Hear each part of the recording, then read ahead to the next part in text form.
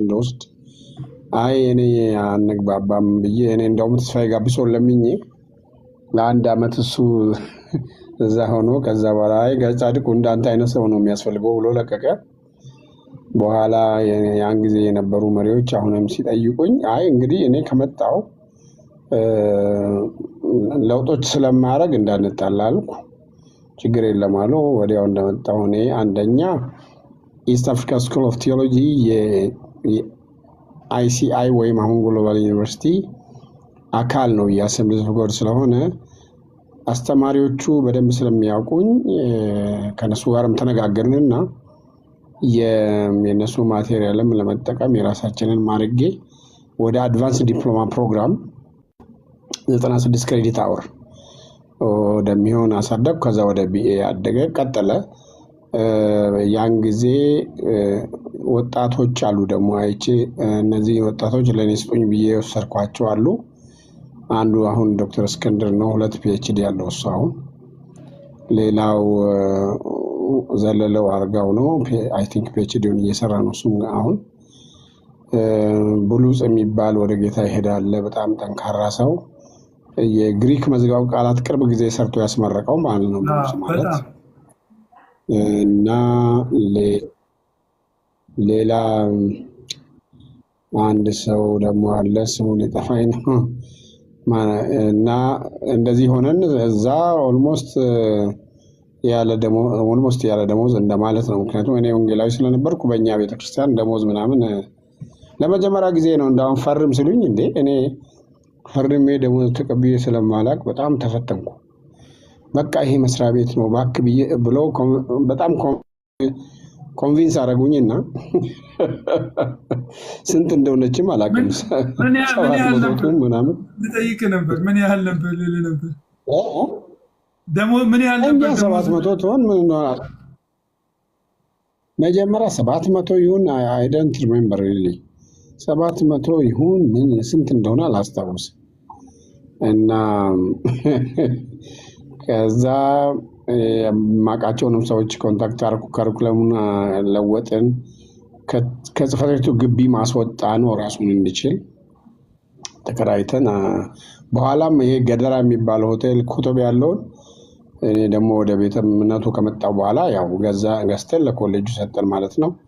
ያን ጊዜ እኔ የማስተምረው አንደኛ የሰርቬይ ኦፍ ባይብል ዶክትሪን ነው። ቸርች ሂስትሪን ስለ መንፈስ ቅዱስ ኒማቶሎጂ አሴ ኮርስ ግን ኒማቶሎጂ ብቻ ሳይሆን እኛ ፔንቴኮስታል ስለሆን ምን አረኩ እኔ ሉክ ኤንድ አክትስ ካሪዝማቲክ ቲዮሎጂ ኦፍ ሉክ የሚል ኮርስ እንደገና እዛ ላይ ጨመር። ከዛ ደግሞ ሂስትሪ ኤንድ ቲዮሎጂ ኦፍ ፔንቴኮስታል ሙቭመንት የሚባል ኮርስ እኔ ዴቨሎፕ አረኩ።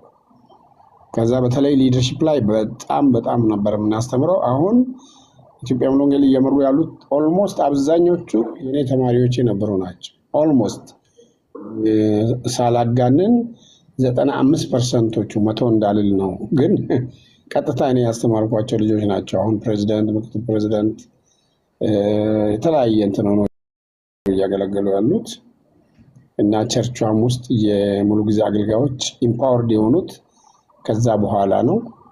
አይ ቲንክ እግዚአብሔር በዛ በጣም ረዳኝ ማለት አገልጋዮች ሌሎችን አገልጋዮች ማፍራት መቼም በጣም ጥሩ ነው። እንግዲህ በሊደርሺፕ ፍልስፍና እኔ ምን እላለሁ ሊደርሺፕም አስተምር ነበር ብዙና በአንድ ጀግና ብቻ ያለው ሰራዊት ተሸናፊ ነው፣ ጠፊ ነው። ብዙ ጀግኖች ያሉት ሰራዊት ግን አይሸነፍም። እና በሳኦል ዘመን የጦር መሳሪያ የነበረው ሳኦል እና ዮናታን እጅ ብቻ ነው። በሳኦል ዘመን ጀግና ጠፋ ማለት ጎልያድ ተገዳደራቸው። እስቲ አምጡ ሰው አላቸው። አንድ ሰው ፈልጋቸው አምጡ ተባሉ። ኖበዲ ዋዝ ዜር። እግዚአብሔር መቼም ያዘጋጀው ሰው ነበር ዳዊት። ያው ጎልያድ ያመጣው ስትራቴጂም ማንነቱም የመጽሐፍ ቅዱስም ላይ የተገለጸው የሚገርም ነው። በጣም ተቃራኒ ነው ከዳዊት። ግን ሁላችንም የምናውቀው ተአምር ከሆነ በኋላ መጽሐፍ ቅዱስ ምን ይላል? ወደ ዳዊት የተጨነቀ የተከፋ ዕዳ ያለበት ሁሉ ተሰበሰበ ይላል። ግን በኋላ ያንን የሚገርም ስብስብ ምን አረጋቸው ሲባል የዳዊት ጀግኖች ተብለው ሁሉ ጀግና ስለሆነ ከሶስተኞቹ የሚገቡ ምናምን መባል ስለዛ ጉዳይ እናስተምር ነበር። ሌላው እስካሁንም የኔ ፍልስፍና ፕላን ዩር ዲፓርቸር ዘ ዴይ ዩ ቢጊን የሚባል ፍልስፍና አለ። ወደ ወንበር ስትወጣ እንደምትወርድ እወቅ እና እኔ በህይወቴ እንግዲህ ስወርድ ነው የኖርኩት። እንዲያውም አሁን ተሻለ እንጂ ደግሞ ያው ታስታውሳለህ ቅጠል ሳሩም የጠቅለኝ ጊዜ ነበር በአቋሜ ምክንያት በአንዳንድ ጉዳዮች ምክንያት እና እግዚአብሔር ጊዜን ተጠቅሞ ሁሉ ነገር ያደርጋል። ሌላው በጣም ኢንትረስቲንጉ ሃው ቱ ሃንድል ሰልፍ ክሪቲሲዝም ነው። ሃው ቱ ሃንድል ክሪቲሲዝም የሚባል ኮርስም እሰጣለሁ እኔ እና እሱ ምንድን ነው ሰው ሲሰድብ መልስ አትስደብ ነው። ጭቃ ከቀብሁም አትጥረግ፣ እግዚአብሔር ራሱ በራሱ ጊዜ ይጠርገዋል ነው። እና እጠርጋለሁ ብለህ እንዳትለቀልቅ እላለሁ እኔ ሲቀልድ እና አሁን አንዳንድ ጊዜ ስቀልድ ምን እላለሁ፣ አይ እኔ እግዚአብሔር እኮ ሰዎች ወርቃማ ቅባት የሚባል ሰምታችኋል አይደል? የኔ ወርቃማ ቅባት እግዚአብሔር አንዳንዴ የሚያስነሳብኝ ሰዎች አሉ፣ ዝም ብሎ ከመሬት የማያውቁኝ ሆነው አትሊስት በህይወት አለው ማለት ነው። ምክንያቱም በህይወት ካላችሁ ያው የሚወዳችሁም ይኖራል፣ የሚጠላችሁም ይኖራል። ዩ አር ኖት ኖበዲ ማለት ነው። እና ናይሮቢ ሲሄድ ለትምህርት አንድ ሰው መከረኝ። እንግዲህ ስማ ወንድም ጻድቁ አለኝ፣ እዚህ ኢትዮጵያ ውስጥ አንተ የሚወዱ ሰዎች አሉ፣ ሌላም አይነትም ነገር። አሁን እዛ ስትሄድ ሰው ስለማያውቅ እንዳደነግጥ አለኝ። እውነትም እንደሄድኩ ፈርስት ዊክ አበሾች አልነበሩም እና አባከና የሚለኝ ጠፋ፣ በሐረርጌ ቋንቋ ማለት ነው። ከዛ ኢትዮጵያኖች ሲመጡ ነው አለው በቃ ብዬ ያልኩት ማለት ነው። አንዳንድ ጊዜ አንዳንድ ሰው አቴንሽን ሲከር ለመሆን ዝም ብሎ ይወናጨፋል። ግን ሰው እግዚአብሔር ያላደረሰው ቦታም አይደርስም። እግዚአብሔር ያልሰጠውም ነገር የሚሞክረው ነገር ሁሉ ለጊዜው ሊሆን ይችላል። እግዚአብሔር ደግሞ በህይወታችን ከድካማችን አልፎ የሚሰራ አምላክ ነው እና ሁልጊዜ ምን እላለሁ፣ ድሮ ወደ ባሌ የዛሬ 51 ዓመት ሲሄድ እኔ ከኔ በፊት የነበረው ወንጌላዊ ሚሊታሪ የነበረ ነው፣ ኃይለኛ ጎበዝ ነው፣ በጣም እስካሁን ማደር ወደው ነው። እርግጥ እኔ ወደ ባሌ የሚባል ሀገር ሂድ ይለኛል ጌታ ስለው፣ አንተ እንዳንተ አይነት ልፍስፍስ ነህ አንተ አትችልም አለኝ። አዎ ጋሼ ልፍስፍስ ነኝ ብዬ አለቀስኩ።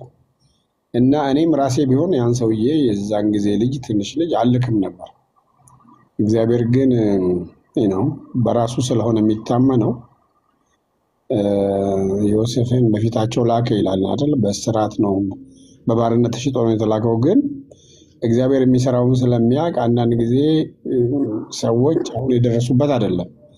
እግዚአብሔር በስንት ረግረግ በስንት ጭቃ ውስጥ ከስንት ነገር ጠብቆ ሲያሳልፍ ይሄ ኢንተረስቲንግ ነውና ከምንም በላይ ሐዋርያ ጳውሎስም እንዳለው ከምሕረቱ የተነሳ ነው። እግዚአብሔር በምሕረቱ በቸርነቱ ባለጠጋ ስለሆነ እሱ የሰውን እጅ ከያዘ ወረት አያውቀው ብሏል። ያው ወንድማችን ወረት አያውቀው ጌታዬ ዘላለም ምስጢረኛዬ ብለዋል። እግዚአብሔር እንደ ሰው አይደለም፣ የሚጥልና የሚተው አምላክ አይደለም። ስለዚህ ስንት አይነት ጉድ ውስጥ ነው ያለፍነው። እንስሳዋ እንዳለች እንትን ያላልንበት ዳገት የለም እንዳለች ያልወረድንበት ያልወጣንበት ዳገት የለም። ግን እግዚአብሔር ሁልጊዜ ከኛ ጋር እውነት እግዚአብሔር የሚተው አምላክ አይደለም፣ ሰውን የሚጥል አምላክ አይደለም። በእግዚአብሔር ጸጋ ነው የሆነው ሁሉ የሆነው። ዝም ብሎ ለትህትና ለማስመሰል አይደለም የምለው፣ እውነቴን ነው የምለው። የእግዚአብሔር ጥበቃ ጥሪው የሚገርም ነውና ስለዚህ አንዳንድ ጊዜ እኔ ለምሳሌ ለወንጌል ስራ ልወጣ ስወስን ስጸልይ አልፈለኩም። እኔ ሌላ ነበረ ምኞቴ እና በጣም ከመጨረሻ ግን ማን ነው የሚሰማኝ? አሁን እኔ እንደኔ ያነሳው ማን ይሰማዋል? እኔ ደግሞ ማለት ትንሽ ትምክቶችም አሉ። ሰው ቤት አርፋለሁ፣ ከሰው እጅ የሆነ ነገር እቀበላለሁ ምናምን። ግን መጨረሻ ስወስን አሁን በህይወት የሌለ ሁልጊዜ እኔ ምሳሌ አንድ ወንጌላዊ ሚካኤል ዳንኤል የጋሽ ሚካኤል ዳንኤልን ቦርሳ ይዤ እሄዳለሁ በቃ ብዬ። ምክንያቱም እንትና ኤልሳ በኤልያስ እጅ ላይ ውሃ የሚያፈስ ተብሎ 8 ዓመት ሙሉ ሲጠራ ስለነበረ እኔም በቃ የእሱን ቦርሳ ይዤ እሱን እከተላለሁ ብዬ ነበረ። ግን እግዚአብሔር ደግሞ ብዙ ነው። ሌላ ወደኋላ መለስከኝ፣ ትንሽ ብዙ ትዝታ አለ። እግዚአብሔር ይመስገን ፓስተር። እንትን እያልኩ ነበር። ወደ መጽሐፉ እንመጣለን እና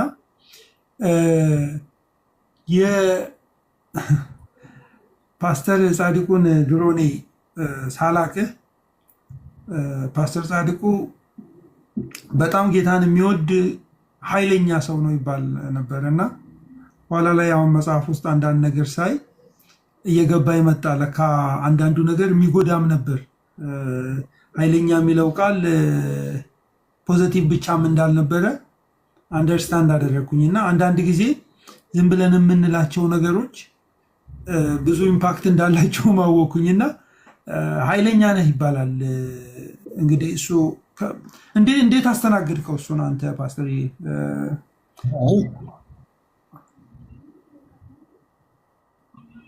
ምን አልከኝ? እንዴት አስተናገድከው? ያን እንዴት ነው የምታየው? ፓስተር ጻድቁ ጌታን ይወዳል ኃይለኛም ነው ይባላል እና እሱን ፔንፉል ነገርም እንዳለው አንደርስታንድ ስላደረኩ ምን መሰለህ፣ እኔ ከትምህርት ቤት ራሱ የገባሁት እኮ ጥሩ ልጅ ስለሆንኩ አይደለም። ምንም በቃ በጎች ለመጠበቅ አልሆንኩ ምን አልሆንኩ እና ሌላው ደግሞ ለምን እንደሆነ እንጃ እናቴ በጣም የምትወደኝ የነበረው አባቴም እንደዚሁ ታላቅ እያለ እኔን ይዞኝ ወዲህና ወዲህ የሚሄደው እና ግን አንድ ዊክነስ ትሁን እስካሁን ያለች አንድ ነገር አለች። ያለ መንገዱ ሰው ከመጣብኝ በጣም ችግር ነው።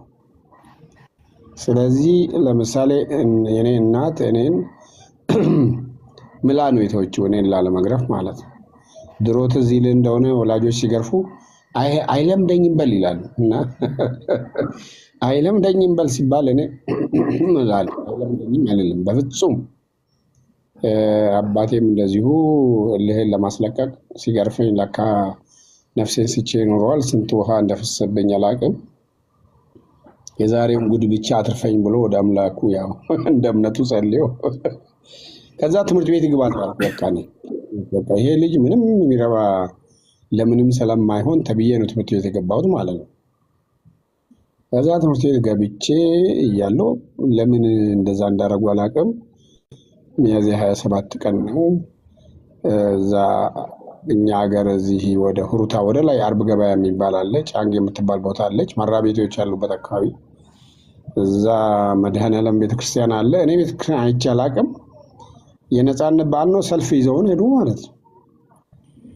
ከዛ ሰልፍ ይዘውን ሲሄዱ ታቦት ካህናቱ ምናምን ሰው ገንቦስ ይላል። እኔ አላልኩም ለካ ቀጥ ብያለሁ።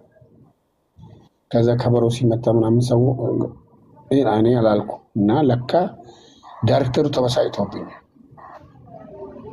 እና አርብ ቀን ነበረ፣ ቅዳሜ ነው፣ ሰኞ ተጠራውላ እና በጣም ከትምህርት ቤት ላባረር ነው አለኝ። ምን ነው ጋሼ ብዬ እንባዬ መጣ። መጥፎ አርአያ ስለሆንክ ነው አለኝ። ምን ሆኜ? ለታቦት ክብር አልሰጠኝ እንዴ? እኔ እኮ እስላም ነኝ እንዴ? አንተ ብቻ ነህ እንደ ሌሎቹ ክብር ሰጥተዋል አለኝ። አላቅም አልኩ። አሁን መጣብኝ እንግዲህ ያ ኃይለኝነት የሚባለው ማለት ነው። አላውቅም ስለነሱ። እኔ ግን መሞትም ቢሆን አስፈላጊ ከሆነ እሞታለሁ ለእምነቴ አልኩ እና ከዛ ውጣ ሲለኝ ወደ በር ደርሼ ፊቴን መለስኩ ወደሱ ማለት ነው። ምን ቀረ አለኝ። ከተማው መሬቱ እዛ አካባቢ የኔ ዘመዶች ናቸው ያሉት። እንግዲህ ሌላ ትርጉም እንዳይኖረው የኔ ጎሳ ነው። ከዛ ምን አልኩት፣ በገዛ ሀገራችን መኖርና መማር ካቃትንማ የሌላ ጉዳይ ነው አልኩት። እና ሰውየው ገባውና አንተ ከእናትህ ማህፀን ሳትወጣ ፖለቲካ ለመድክ፣ ይህ ሚስጥር ለሌላ ሰው እንዳታወራ ግባ ተባልኩ። ገባው እልሃለሁ። ከዛ ደግሞ ቆይቼ ያው ጌታን ስቀበልም እንደዚሁ ደግሞ ያው ከንጉሠ ነገሥቱም ጋር ታውቃለህ መንገድ ዘግተን አቤት እንዳል እና ለግርማዊ ቀዳማዊ ኃይለ ሥላሴ አቤቱታ ስናቀርብ ማናችሁ አሉ። ያው ልጆች ነን ወደ 20 የምንጠጋ።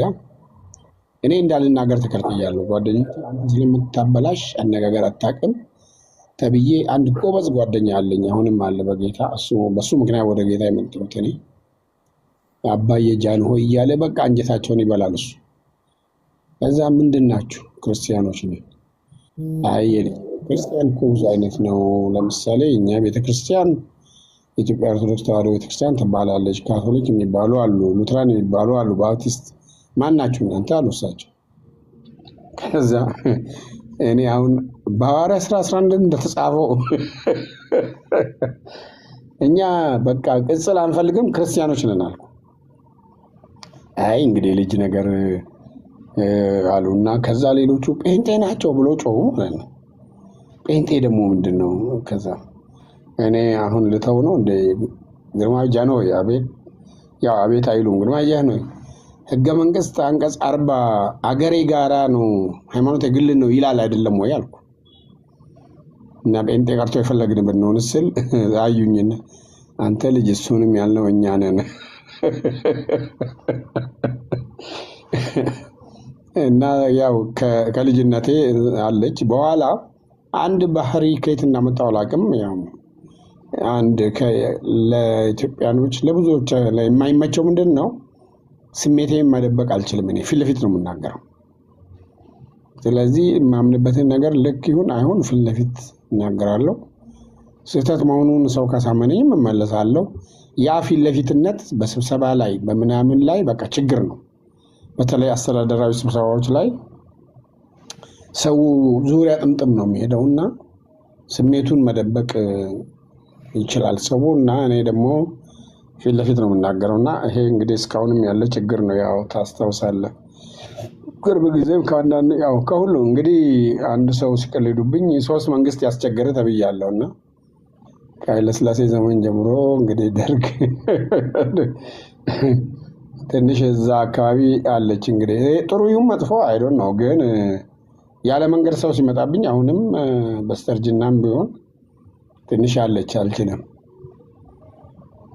ያለ አግባብ ሲሆን መብት ነገር ሰው በላይ ላይ ለመረማመድ ሲፈልግ እሷ ጋር ትንሽ ይቸገራሉ። እኔ አውቄ ልተው እችላለሁ ለጌታ ብዬ፣ ግን ከባድ ነው በጣም።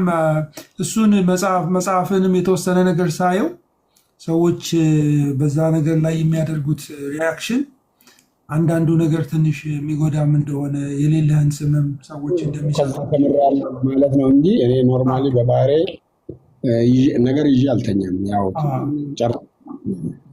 ግን ምን ለማለት ነው ስለ ኤዶማውያን ኃጢአት ስለ ትንቢተ አብድዩ ላይ ቤዝድ ሆኖ ስጽፍ እሱን ወደ እሱ እመጣለሁ፣ ወደ እሱ እንዳላስገባ ቴዎሎጂ ስለተማርኩ ብቻ ሳይሆን ማለት እሱ አንድ ነገር ሆኖ ግን በህይወቴም ባለፉት ነገሮች እኔም ሰው ጎድቼ ሰው እኔን ጎድቶኝ ይቅር ማለት የሚለው ዝም ብሎ ሳትጎዳ ይቅር በሉ ምናምን ብሎ መስበክና አንተ ራስህ ያለ አግባብ ስሞቶልህ ተጎድተህ ያልሆንከውን በተለይ ጳውሎስ ምንድን ነው የሚለው ማንም ትምክህቴን ከንቱ ከሚያደርግብኝ ያለው እሱ ድንኳን እየሰፋ በራሱ ገንዘብ እያገለገለ ዘረፈን ይላሉ ቆሮንቶሶቹ። እና አንዳንድ ጊዜ በጣም በምትመካበት ነገር አንዳንድ ሰው ሰይጣን እንኳን ሊከስ በፊት መቆም በማይችልበት ነገር ሊከሱ አንዳንድ ሰዎች ሲሞክሩ እሱ ስሜትን ይጎዳል።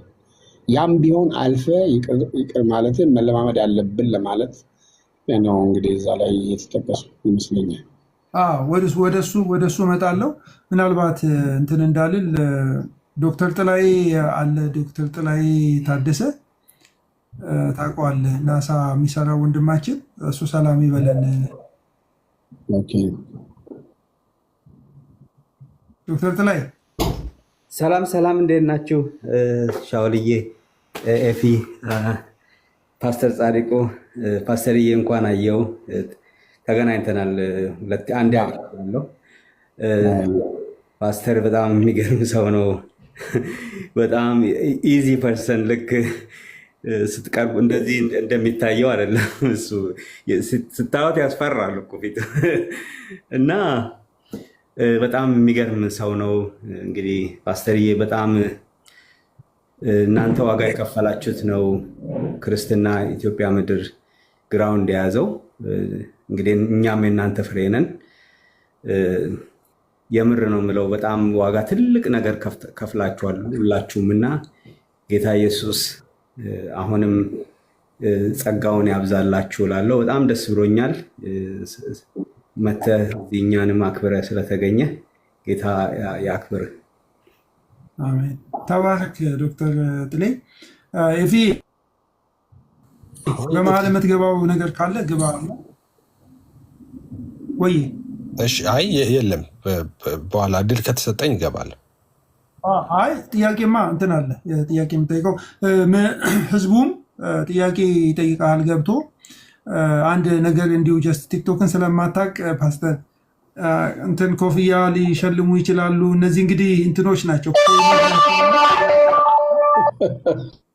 ኮይኖች ናቸው። አንዳንድ እንትኖች ነገሮች ሽልማቶች የተወሰኑ ፈኒ የሆኑ ነገሮች ሊመጡ ስለሚችሉ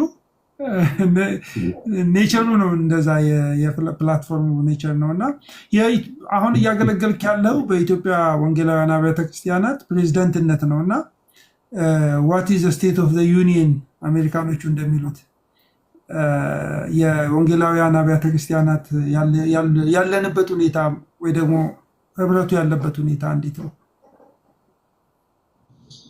ህብረቱ አሁን በጣም በጥሩ ሁኔታ ነው ያለው። ያው ከባድ ቻሌንጆች ነበሩ። ህብረቱ የዛሬ 50 ዓመት ነው የተመሰረተው።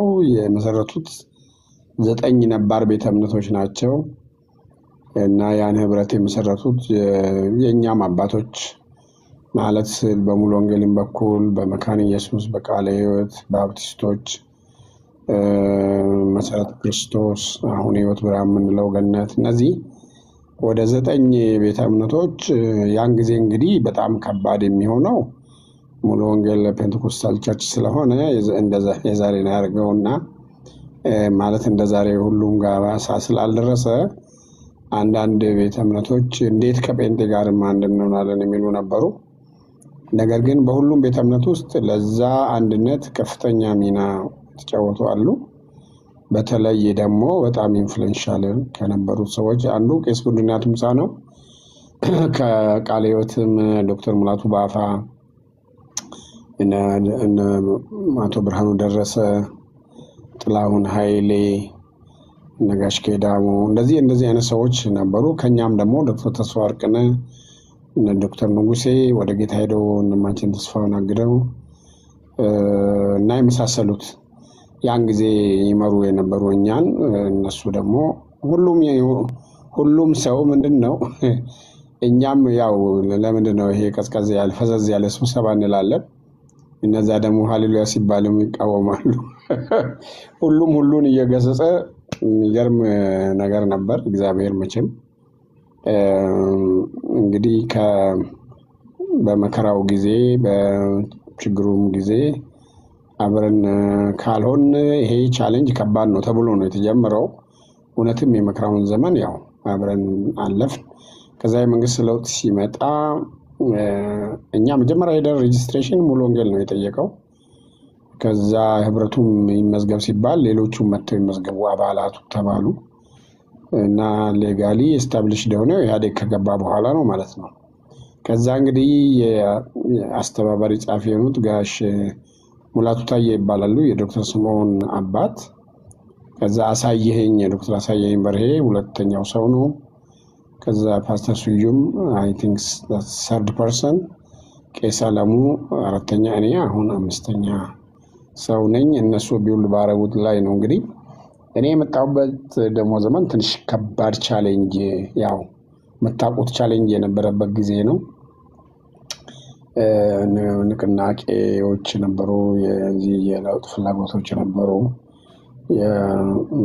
ከባድ ነገሮች፣ የሰሜኑ ጦርነትም እንዳይነሳ ሽምግልና ብዙ የሚሞከር ጥረት የምናደርግበት ጊዜ ነበረ።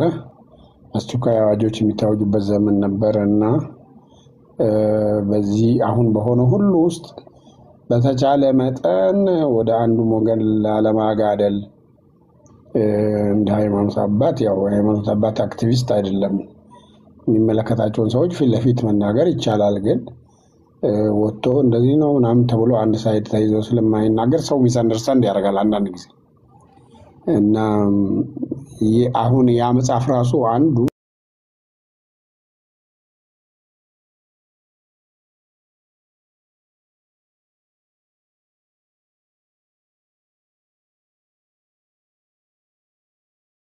አጠና ሁለት ነበር ያስተማርኩት ለመጀመሪያ ጊዜ። ከዛ በኋላ ብዙ ጊዜ እና ብዙ ውጤትም ደግሞ ያየሁበት ነው። ታን አስመልክቶ ወይም መንፈሳዊ ልምምድን አስመልክቶ እኛ የምንለው ምንድነው ሱት አስተምሮ መኖር የለበትም። ቀጥሎ ደግሞ በጸጋ ስጦታ ስም የሚደረጉ ከመጽሐፍ ቅዱስም ሆነ ከመንፈስ ቅዱስ ባህሪም የማይስማሙ ተግባራትን 1 2 3 ማንቀበል ብለን ያስቀምጠዋል። ስለዚህ ሌላው የሞራል ጉዳይ ነው። የቅድስና ጥያቄ አለ። ለምሳሌ ማግባት፣ መፍታት እንደዚህ በኃጢአት ውስጥ እየኖሩ አገለግላለሁ ማለት ይሄ በጣም የሞራላዊ ስታንዳርዱ ክሊር ነው።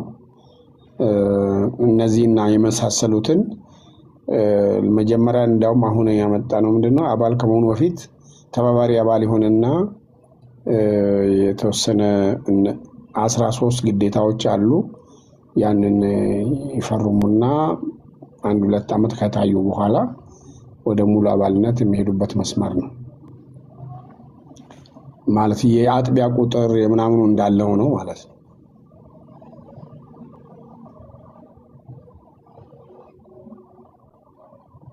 ሚዩት ነህ ዶክተር፣ ሚዩት ነህ ፓስተር። አሁን እነዚህ የቤተክርስቲያናት ህብረት ውስጥ ያሉ ቤተክርስቲያናት መሰረታዊ በሚባሉ በክርስቶሎጂ ላይ፣ ነገረ ክርስቶስ ላይ፣ ነገረ ስላሴ ላይ፣ ደህንነት ላይ እነዚህ በሰው ማንነት ላይ ብዙ ጥያቄዎችም ስላሉ በሰው ማንነትም ላይ እንትን አላቸው። ኮሚኒየንም አላችሁ፣ ህብረትም አለ። ለምሳሌ ሙሉ ወንጌል አንድ የሙሉ ወንጌል አማኝ ያላመነ ሰው ለአግባቢል ቤተክርስቲያን ያንን ነገር አትፈቅድም። በራሱ ፈልጎ መሄድ ይችላል። ግን ቤተክርስቲያን እንደ ቤተክርስቲያን ዲሲፕሊነሪ እርምጃ ትወስዳለች። ግን ሙሉ ወንጌል ግን መካነ ኢየሱስ ሄዶ ቢያገባ ወይ መሰረተ ክርስቶስ ይሄ እንትኑ አለ፣ ኮሚኒየኑ አለ፣ የክርስቲያን ማህበረሰብ ነው። ይህንን ትንሽ ኢንፈሳይዝ እንድታደርግበት፣ ምክንያቱም ኮንፊውዥን አለ። እኛ በመካከላችን አንድነት እንደሌለ፣ መሰረታዊ በሆኑ ነገሮች ላይ አንድ አይነት አስተምሮ እንደሌለን የሚሉ ሰዎች ስላሉ ጀስት እሱን እንድታስቀምጠው ብዬ ነው። እንዳውም ኢትዮጵያ ውስጥ እኮ ከሌላው ዓለም በጣም የተለየ ነው። ኢትዮጵያ ውስጥ ምንድነው የሆነው?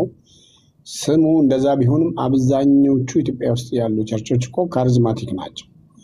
ለምሳሌ ሉትራንስ መካነ ኢየሱስን ሌሎቹ ሉትራውያን ምን ብሎ ነው የሚጠሯቸው? ካሪዝማቲክ ሉትራንስ ነው የሚሏቸው። ማለት ፔንቴኮስታል ልምምዱን ስለተቀበሉ የጸጋ ስጦታ በሆኑ ዘመንም ይሰራል ብሎ ስለሚያምኑና ስላመኑ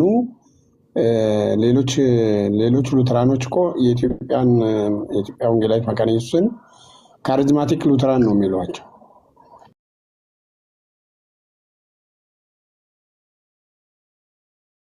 ሜኖናይቶች ለምሳሌ መሰረተ ክርስቶስን ሌላው ሜኖናይት በአሜሪካን ያለው ሜኖናይት ጋር አንድ አይደለችም።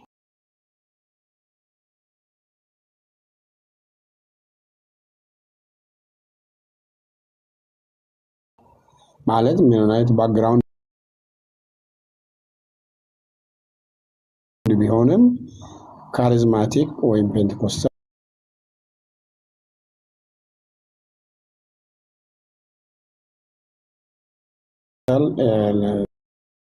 መካነ ኢየሱስ ነው ማለት አትችልም። እንዳውም ሲቀልዱብን ሙሉ ወንጌል ቀዝቀዝ ብላለች ይላሉ። እና ይሄ ዝም ብሎ ነገር እንግዲህ አንዳንድ ጊዜ አንዳንድ ሰው እንትን ለማለት ነው እንጂ በጥናት ላይ የተመሰረተ አይደለም። ለምሳሌ እኔ አሁን ሁሉም ጋር አገለግላለሁ። አንዳንድ ጊዜ እንዳውም በእኔ ቤተ እምነት ካሉ ሰዎች በላይ ደግሞ ሌሎቹ ይቀርቡኛል፣ በጓደኝነትም ቢሆን እንደ ፋሚሊ ነን እና ምክንያቱም እንትኑ ምንድን ነው የሚለው መሰለ የኢትዮጵያ ወንጌላውያን ክርስቲያናት ህብረት ነው የሚለው ኢቫንጀሊካል ቸርች ፌሎሺፕ ኦፍ ኢትዮጵያ ነው የሚለው። አሁን የአፍሪካው አሊያንስ ነው የሚለው ኤኢኤ ነው የሚለው እና የወርልዱም ወርልድ ኢቫንጀሊካል አሊያንስ ነው የሚለው። እኛ ፌሎሺፕ ያልንበት ምክንያት መሰረታዊ በሆነ ጉዳይ ላይ ስለምንስማማ ፌሎሺፕ ማድረግ መብታችን ነው። ምናልባት ክሎዝድ ኮሚኒየን የሚከተሉ አንዳንድ ቤተክርስቲያኖች ምናልባት ሆሊ ኮሚኒየን ለመውሰድ ኢቭን እስከዛ ድረስ ሁሉ አብረን እንወስድ የለም እንዴ? አሁን በዛ እና ብዙ ኢትዮጵያ ውስጥ እንኳን ብዙ እንደዚህ አይነት ነገር ያለ አይመስለኝም። አይ በጣም ትልቅ እንግዲህ ፍሮም ዘ ሆርስስ ማውዝ ነው እየሰማን ያለ ነው። ለእኛ አሁን ይህንን እኛ ስንከራከር የነበረበት ሀሳብ ነው። እኛ ወንጌላውያን በመሰረታዊ ነገር አንድነት አለን። መሰረታዊ በምንለው የደህንነት አስተምሮ ሴንትራል ቲቺንግ ኦፍ ክርስቲያኒቲ ላይ አንድነት አለን። ፌሎሺፕ የሚለው ያው ኮሚኒየን ነው። ኮሚኒየን እናደርጋለን። አንዱ ሌላው ቦታ ሄዶ ማግባት ይችላል፣ ማገልገል ይችላል፣ የጌታን እራት ይቀበላል። ይሄ እንግዲህ ክርስቲያን ወንድሞች እና እህቶች በጣም ኢንፈሳይዝ አድርገን የምናስቀምጠው ነገር ነው። እንግዲህ ሌላ ጊዜ እናነሳው እንችላለን። እንዴት ህብረቱን ጠበቃችሁት? ምክንያቱም ኮምፒቲንግ እንትኖች ናሬቲቮች ስለነበሩ ያንን አልፋችሁ ነው አንዱ አንዱን የሚወቅስበት እንትን የሚያደርግበት ጊዜ ነበር። ከታሪክ ያው መጽሐፍቶችን ስናነብ ፓስተር መርድንም የዶክተር ዘለቀንም የፓስተር ዘለቀንም መጽሐፎች ሳነብ እነዚህ ቻሌንጆች እንደነበሩ መጀመሪያ ላይ ይናገራል። እና እንግዲህ እናንተ ይህንን ነገር በጥበብ ይዛችሁ አልፋችኋል እና ምናልባት እንደው በቲክቶክ በማህበራዊ ሚዲያ ዘመን ላለን ሰዎች እነዚህን ነገሮች መሰረታዊ ባልሆኑ ነገሮች ላይ ጊዜ ያሳልፈን ወንጌል ሳይሰበክ እንዳይቀር ከእናንተ ኤክስፒሪየንስ እንደው ለሁለት ደቂቃ እንትን በለኝና ቀጥታ ወደ መጽሐፉ ገባለሁ። ያው በኢሴንሻሉ ላይ መስማማትን የሆነ አንድ ሰውዬ የሚጸልየው ጸሎት አለ አይደለም እና ነን ኢሴንሻል በሆኑ ጉዳዮች ላይ ደግሞ ዲፍረንሱን እና ደግሞ የሁለቱ ልዩነት ማወቅን ስጠኝ የሚል አይነት ጸሎት አለ። አሁን ቃል በቃል አላስታውስም እንጂ አንዳንድ ጊዜ በዋናውን ነገር ትተው ሰዎች በሁለተኛ ደረጃ ሊታዩ በሚችሉ ጉዳዮች ላይ ልክ በላይ የሚያተኩሩበት ጊዜ አለ። በዋናነት ግን እንደ ወንጌላውያን ያኔ መጀመሪያ ራሱ 1 ዓመት ነው የፈጀው ህብረቱን ለመመስረት። እስቲ ምንድን ነው የሚያለያየን ተብሎ ማለት ነው። ለምሳሌ እኛ አደልት ባፕቲዝም ወይም አንድ ሰው መጠመቅ ያለበት አውቆ ተምሮ አምኖ ነው ስንል መካነ ኢየሱስ አይ ምንም ችግር የለውም ለዛ መጽሐፍ ቅዱሳዊ ጥቅስም ወይም ሎጂክም ይጠቀማሉ እና እንዴት ይሆናል ታዲያ ህፃናት ጥምቀት በሚያምንና አደልት ሲባል አይ በመጀመሪያ ደረጃ በጥምቀቱ ካመነ እሱ ነው ዋናው። ቀጥሎ ደግሞ በጥልቅ ውሃ ነው ወይስ ማፍሰስ የሚባል ክርክር ሲሆን ሞድ ኦፍ ባፕቲዝም ነው የሚባለው። እና እኔ ማስተርስ ፕሮግራም ስንሰራ የሆሊ ኮሚኒየን ባፕቲዝም እና ከሰከንድ ካሚንግ ጋር አያይዘው ያስተማረን ዶክተር ባኬ ይባላሉ። እና ሲያከራክሩን አንዳንድ ጊዜ መካኒስቶቹ ሳያውቁ የእኛን ሀሳብ የሙሉ ወንጌልን ቃለ ሕይወትን አይነት ሲደግፍ፣ አንዱ ቃለ ሕይወት ደግሞ የእነሱ ሲደግፍ በቃ እንደዚህ እያከራከሩን በኋላ እሳቸውን ደጋግሞ የሚጠቅሱት መጽሐፍ ነበር እና እኔ መጽሐፉን ቡክ ሪቪው ስሩ ሲባል ሰራውና እዛ በጨዋ ደንብ ያው ልዩነቴን አስቀመጥኩና ለምን መጽሐፍ መረጥ ካሉ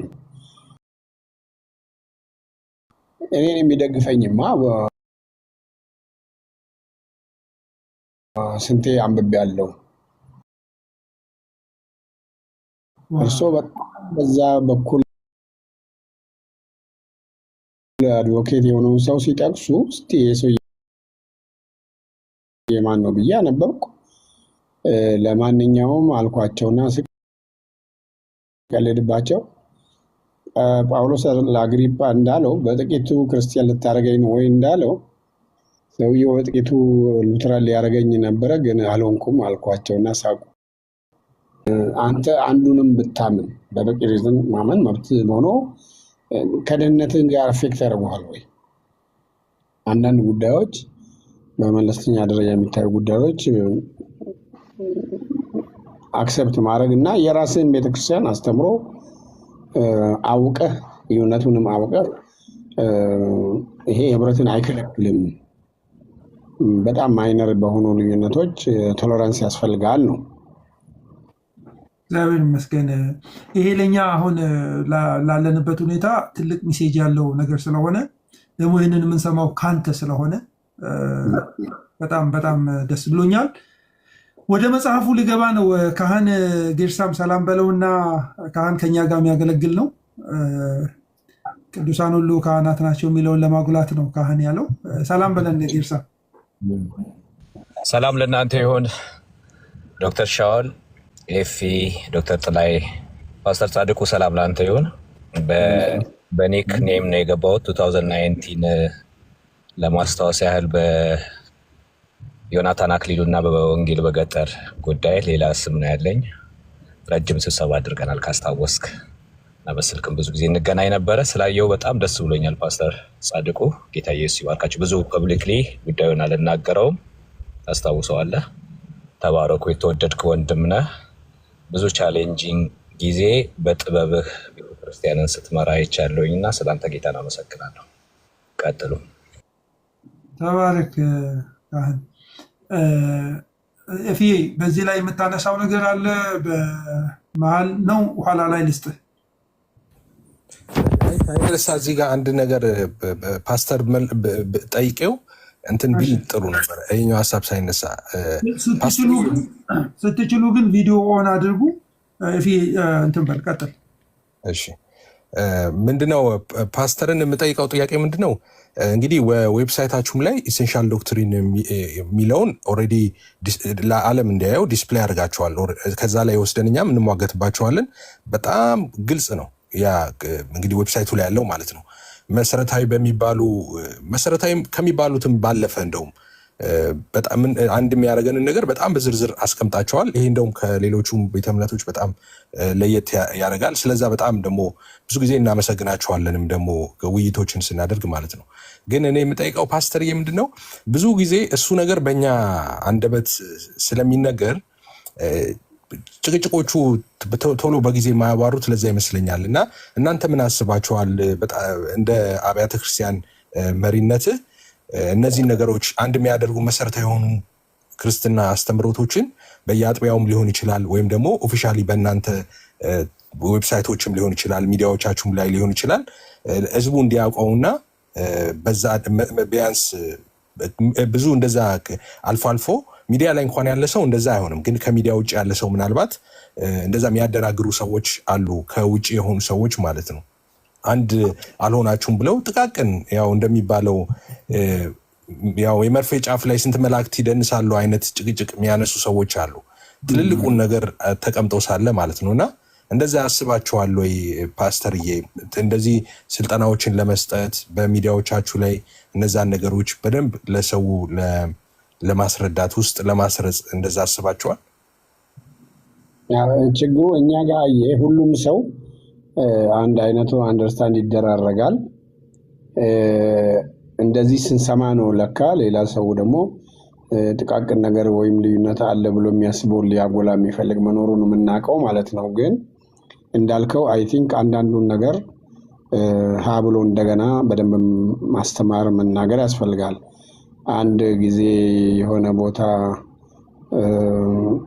ተቀብለናል የሚሉ ለምሳሌ አንዳንድ ጊዜ ይሄ ካውንስል ውስጥ 7 አዕማድ ብለው ተቀብለናል ብለው ፈርመዋል ሰዎች ሲሉ ከዚህ ውስጥ 4ቱን አይቀበሉም አልኩኝ እኔ። ምክንያቱም በዝርዝር ካልተቀመጠ ለምሳሌ ሰው አካላዊና ቁሳዊና መንፈሳዊ ማንነት አለው ብትለኝ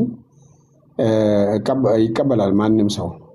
ግን ምን እዛ ወደ ውስጥ ገብተህ ግን ቁሳዊና መንፈሳዊ ማንነት አለው ከሚለው አልፈ ዳይኮቶሚ ይባላል አይደል? በትምህርት ቤት እስቲ ዲፕ እንግባ ሲባል ያን ጊዜ ጉድ ይመጣል ማለት ነው። ሰው መንፈስ ነው፣ ነፍስ አለው፣ በስጋ ውስጥ ይኖራል የሚሉ ሰዎች ሰው አካላዊና መንፈሳዊ ማንነት አለው የሚለውን ይቀበላሉ። አዎ ይላል። ለምን? እንቱን ይሸፍንለታል።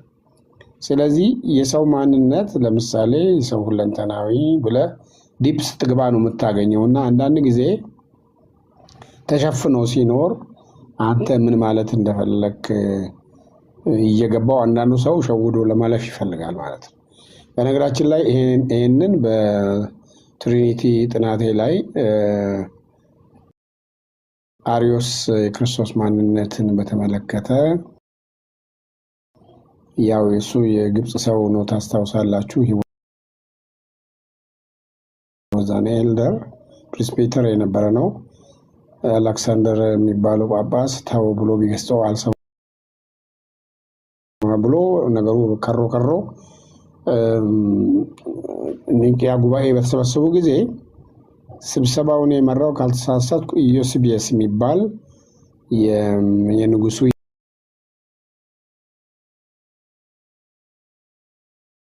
የቴዎሎጂ አማካሪ የነበረ ሂስቶሪያንም ነው። በቸርች ሂስትሪ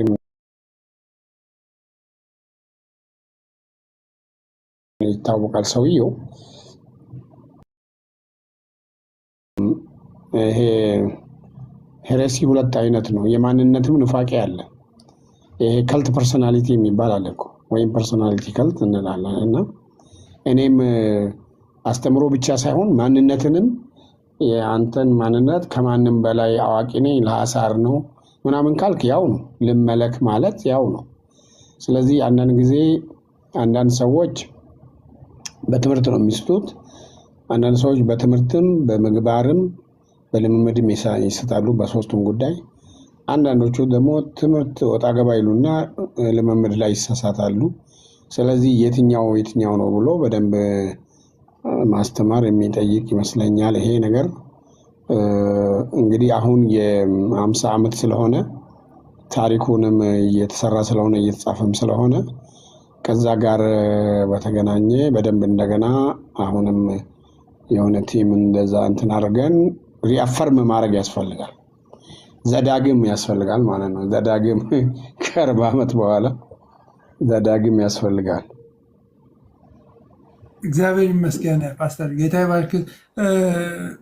ምናልባት ለሆል ቀኑን በሙሉ ብንቆይ ከአንተ ጋር ልንጨርስ እንደማንችል እናውቃለን። ሎስ ኦፍ ላይክ ብዙ የምናወራቸው ነገሮች ስላሉን፣ ግን ወደ መጽሐፉ ልግባ እና መጽሐፉ ምናልባት ያለፉትን ብዙ ዘመናት በአገልግሎት ያሳለፍኩባቸውን 10 ዓመታት እንዲሁም ደግሞ መጻኢውን የኢትዮጵያን ብሎም ደግሞ የዓለምን፣ ይሄ ለኢትዮጵያ ብቻ ሳይሆን ፕሮፌቲክ የሆነ መጽሐፍ ነው፣ ሂስቶሪካልም የሆነ መጽሐፍ ነው እና ስለ መጽሐፉ ልጀምርልህ እና እንግዲህ በመሀል የምናነሳቸው ብዙ ነገሮች አሉ። ያው ግን እሱ ነው አሁን እንትን ያደረገን ይህንን መጽሐፍ ለማያውቁ ሰዎች ለመጽሐፍ እንዴት ተነሳሳ፣ በደለኛውን ያጠፋዋል ነው የሚለው እና በቀለኛውን ያጠፋዋል ያጠፋዋል ከምትል ሲያጠፋው ብትነስ ብታደርጋለህ። አይ ያጠፋዋል እርግጠኛ ነው ማለት ነው። ምንድን ነው ጀነሲሱ? ምንድን ነው ወደዚህ ይህንን መጽሐፍ ለመጻፍ እንዴት ነው ወደዚህ አይነት እንትን ውስጥ የመጣው? ብዙ ነገር ነው። መጀመሪያ ያው እንደምታውቀው እንደ ማንኛውም ሰው የእግዚአብሔርን ቃል እናስተምራለን። ግን በኢስት አፍሪካ ስኩል ኦፍ ቴዎሎጂ ማይነር ፕሮፌትስ የሚባል ኮርስ አለ እና አሁን ዕንባቆምንም ብዙ ጊዜ እኔ ያስተምራለሁ እና ማይነር ፕሮፌትስ ላይ ትንቢት አብድዩ ላይ ኮሜንተሪ አለ። እዛ ኮሜንተሪ ላይ ቤዝድ ሆኖ ስቴዲ ጋይድ የሚባል ነገር አለ እና ስቴዲ ጋይድ ለህይወት አፕሊኬሽን ባለው መልክ ነው እና ያን ጊዜ ነው ከአንድ ማህፀን የወጡ ገና በማህፀንም እያሉ ትግል የጀመሩ ሁለት ወንድማማቾች የነሱ የሁለቱ ወንድማማቾች ጠብ በአግባቡ ሳይፈታ ቀርቶ ለዘርዘሮቻቸው ተላለፈ የሚል ሳነብ it was really a shock እና የተለየ እይታን እንዲኖረኝ አረገና ትንቢት አብድዩን ብቻ ሳይሆን እንግዲህ ከትንቢት አብድዩ ተነሳ ኤዶማውያን የሚባሉት እነማን ናቸው? የኤዶም የሚለው ስም ለኤሳው በምስር ቀይ ምስር ወጥ በልቶ ያለት የተሰጠው ስም ነው ማለት እንደ ኒክኔም እንደ ስቲግማ ነው ማለት እንግዲህ ኤዶም የሚለው ስም የሚያስታውሰው ለነ ጳውሎስ ብኩርናውን ስለ አንድ ምስር ወጥ እንደሸጠው እንደ ኤሳው አትሁኑ ነው የሚለው አይደለም። ለእሱ ሰው ለኤዶም ልጆች ወይም ለኤሳው ልጅ ዘሮች ግን የዋሁና ገራገሩ አባታችን በዛ ወስላታና ተንኮለኛ በሆነ ታናሽ ወንድሙ ተታሎ ያንኑ ኢቨንት እንኳን የሚተረጉምበት መንገድ ይለያያል በነገራችን ላይ እና ኤዶማውያን ኤዶም የሚለው ስም እኛ ሀገር እንዳውም እኔ መጽሐፍ ላይ አሁን ስም ከሁኔታ ጋር እያያዛል አልኩና ለምሳሌ እኛ ሀገር ደመላሽ የሚባል ስም ይወጣል ሰሜን ሸዋ አካባቢ በብዛት ብዬ ስል አሁን ካለው ሁኔታ ጋር ደግሞ ከዛ በኦሮምኛም ፈለግኩና በኦሮምኛ ደግሞ ጉመባሲ ነው የሚባለው ያው ነው። ከዛ በትግርኛ ማገኘው በሶስቱም አስቀምጫለሁ እና የኤዶማውያንን ማጥራት ሲጀምር አብድዩ እንዳለ ኤርሚያስ 49 ከ7 እስከ 22 ደግሞ ቁጭ ብሏል። ሕዝቅኤል 25 ከ12 እስከ 14 ሕዝቅኤል 35 ምዕራፍ በሙሉ ከዛ ፍጥረት ጀምረ በቴዎሎጂ በእኛ አጠናን ባስቀምጠው ፔንታቱክ የሙሴ መጽሐፍት ውስጥ አለ ታሪካቸው፣ ሂስቶሪካል ቡክስ ውስጥ አለ ታሪካቸው፣ ፖለቲክስ ቡክስ ውስጥ አለ ታሪካቸው፣ በነቢያት አለ፣ በኢንተርቴስተመንታል በምንለው 400 የዝምታ ዓመት በተለምዶ በሚባለውም ዘመን ታሪካቸው አለ። በአዲስ ኪዳን እስከ 70 ዓመተ ምህረት ድረስ ነበሩ። አብድዩ እንደተነበየው ግን ለኤዶም ቅሬታ የለውም ስለተባለ ኤዶም የሚባል ህዝብና ዘር አሁን በምድር ላይ የለም። ምክንያቱም በቀልን ስራቸው አርገው ሕዝቅኤል 35 ምን ይላል? የዘላለም ጥል ስላለህ ይላል። በቃ ጥላቸው የዘላለም ነው። እርቅ የሚባል ምህረት የሚባል ነገር የሚያውቁ ሰዎች አይደሉም እና እዛው ላይ ምን ይላል? ደምን ስላልጠላ ደም ያሳድድሃል ይላል እና በተለይ ከቨሩን የሰራልኝ መጽሐፉን ሜዲት ያደረገው የአምላክ ቸርነት የሚባል ልጅ ነው። በጣም እንደገና ቁጣውን ሁልጊዜ ቀደዋል የሚለው አማርኛ እኔ በኋላ ተመራምሬ ነው ያገኘሁት። ቁጣውን ሁልጊዜ ቀደዋል ማለት ቁጣ እንዳይበርድ ብረት አቅላጭ ወናፍ እንደሚነፋ አይነት ቁጣውን እያጋጋለው ቁጣው እንዳይበርድ እያደረገ መዓቱን ለዘላለም ጠብቋል ማለት እና እዚህ ድረስ ምን ማለት ነው ይሄ? እንግዲህ እንደዚህ ያደረገው ስለሆነ እግዚአብሔር ሌላ ብዙ ነው ነገሩ። በስነ መለኮትም በነገራችን ላይ የእስራኤልን ሕዝብ የሚጠሉትን ሁሉ ነው ወይ የሚወክሉት የሚልም እንትን አለ። ያው መጽሐፉን እንግዲህ ሲነበብ የሚገኝ ነው። ግን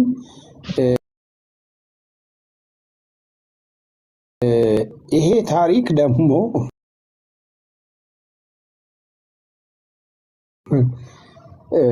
በአንድ በኩል እዛ ውስጥ ታገኛላችሁ። እኔም በኤክስፒሪየንስ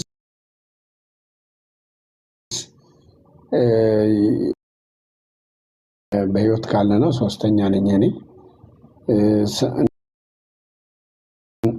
የአንድና ልጆች 8 ነን፣ 4 ወንድ 4 ሴት ነን። የአንድ አባት ስንሆን 14 ነን። አባቴ ያው 3 ስላገባ ስለሆነ ከዛ ሁሉ እንግዲህ ትልቁ አለ በጣም ሃርድ ወርከር ነው፣ ዝምተኛ ነው ምናምን ነው። ግን የአጎቴ ልጆች የሌሎች እንጀራ እናቴ ልጆች እና የሌሎች በሙሉ ዘሆል ፋሚሊ እኔ ነኝ ያበልኩ። አትሊስት እኔ ተለወጥኩ ማለት ነው። እና አንዳንድ ጊዜ የግድ ሁለቱ ወገን መለወጥ የለበትም፣ አንዱ ከተለወጠ ይቀራል ነው። ስለዚህ በአጭሩ መልእክቱ ምንድን ነው?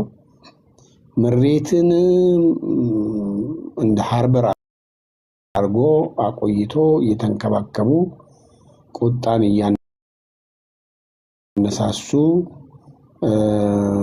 ለበቀል ራስን ማዘጋጀት አይጠቅምም።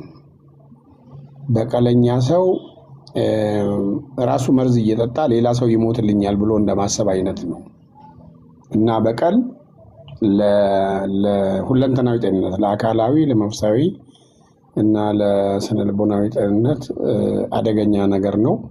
ይህንን በየዛ የስነ ልቦና ባለሙያዎች ያረጋግጣሉ። እና ዴዝመንድ ቱቱ ማን ነው ምን አለ? there is no future without forgiveness ብሏል ለሳውዝ አፍሪካ። እና 27 ዓመት ታስሮ የወጣው ማንዴላም ያሰሩኝን ያሰቃዩኝን ሰዎች ይቅር ካላልኳቸው ከትንሹ እስር ቤት ወጥቼ ትልቅ እስር ቤት ውስጥ ነኝ ማለት ነው ብሏል። እና እኔ በጣም አሰብኩኝ ሀገር በቃ ወደ ኋላ ታሪክ እየተቆጠረ ገሌ እንዲህ አርገ እየተባለ ጣሊያን ኢትዮጵያን እንደዛ አድርጎ ስለ ጣሊያን አይደለም ብዙ ጊዜ አሁን ምሬትና ምናምን የእርስ በርስ ታሪክ የትናንትና ታሪክ ግማሹ ይክዳል፣ ግማሹ ደግሞ ኤግዛጁሬት ያደርጋል። እና እኛ እንደ አንድ ግለሰብ እንደ ቤተሰብ እንደ ቤተክርስቲያን እንደ ሀገር አሁን ካለንበት በተለይ ከ50 ዓመት ወዲህ ሀገሪቷ ውስጥ የሆነው ነገር ያው ታስታውሳላችሁ፣ ቀይ ሽብር፣ ነጭ ሽብር በየጊዜው አሁን ካለው ሁኔታ ውስጥ እንዴት ነው የምንወጣው? እኔ በሽምግልናም ያው ተሳትፌ ስለማያውቅ ሰሜንም ጦርነት እንዳይነሳ በሌላም በዚህ አፋርና በሶማሌ መካከልም እዚህ አይነት በሆኑ ውስጥ ኢንቮልቭ አንዳንድ ጊዜ ቤተክርስቲያን ውስጥም እንደዚሁ ደግሞ በተለያዩ ነገሮች ስለተሳተፍኩ ከመጽሐፉ ያንን ሳገኝ ከህይወቴም ጭምር ሳየው በተግባር በእውነት መትረፊያው መንገድ ምህረት፣ ይቅርታና እርቅ ነው። ምዕራፍ 3 መጨረሻው እንደዛ ነው የሚለው። ስለዚህ ያንን ታሪክ የኤዶም ኃጢአት ምንድነው ከተባለ ኤዶማውያን ለምንድነው እንደዛ የሆኑ ከተባለ የሚመኩባቸው 5 ጉዳዮች አላቸው እና በጣም ትምክታቸው ከልክ ያለፈ ነው። ምን ይላሉ? ማን ነው የሚያወርደኝ ይላሉ፣ ከናካቴው ማለት ነው። እና እስራኤልን ከመጥላት አልፎ አምላካቸውን ይጠላሉ። እኛ ፈርሰናል ግን እንሰራለን ምናምን ብለው እና ኤሳው ለምሳሌ እናቱን ለማበሳጨት ብሎ ሄዶ ያገባው ከየት ነው? ከኬጢያዊ ነው። እና ትንሽ የሁለቱ ወንድማማቾች ፕሮብሌም ማህፀን የጀመረ ቢሆንም የእግዚአብሔር ዓላማና የሆነ ጉዳይ ቃል ኪዳኑ ውስጡ ያለበት ቢሆንም ያዕቆብም ስተተኛ አይደለም። ያው እሱ በረከትን በራሱ ብልጠት ለማግኘት የሞከረው ሙከራ ተገናኝቶም ተለቃቅሶ ያውቃሉ። ግን በአግባቡ ያልተፈወሰ ቁስል ካንሰር መሆኑ አይቀርም። እርቅም ከልብ ነው መሆን ያለበት። ሱፐርፊሻል የሆነ ቆይ ብቻ የሚባል ነገር መሆን የለበትም የሚል ነው። አይ ቲንክ አሁን እኛ ከግለሰብ ጀምሮ እስከ ሀገር ነው የሚሆነው ብዬ ነው እኔ የማምነው። አንዳንዱ ነገርም በግልጽ ተናግሬያለሁ። ማለት አንዳንድ ጊዜ ከአፋችን የወጡ ነገሮች ያው መመለስ አይቻልም። ያሳለፍናቸው ነገሮች ሁሉ አሁን ደግሞ ሚዲያው አለ፣ ሪከርድ ይደረጋል፣ ዶክመንት ይደረጋል። ያድነናል ወይ? ስለዚህ የበቀልን አደገኝነት ከማሳየት ይነሳና ማምለጫው መንገድ ይቅርታ፣ ምሕረትና እርቅ ነው። አዘርዋይስ እግዚአብሔር በቀል ላይ የሚፈጸምበት ሰውዬን እግዚአብሔር ይታደጋል፣ በቀል አድራጊውን ግን እግዚአብሔር ይቀጠዋል እና በጣም ከባድ ነው የሚል ነው በአጭሩ።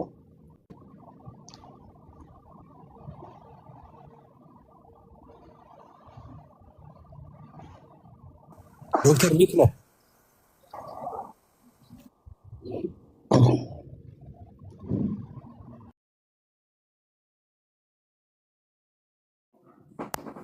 እሺ እንዳያስተጋባ እኮ ፈልቼ እኮ ነው።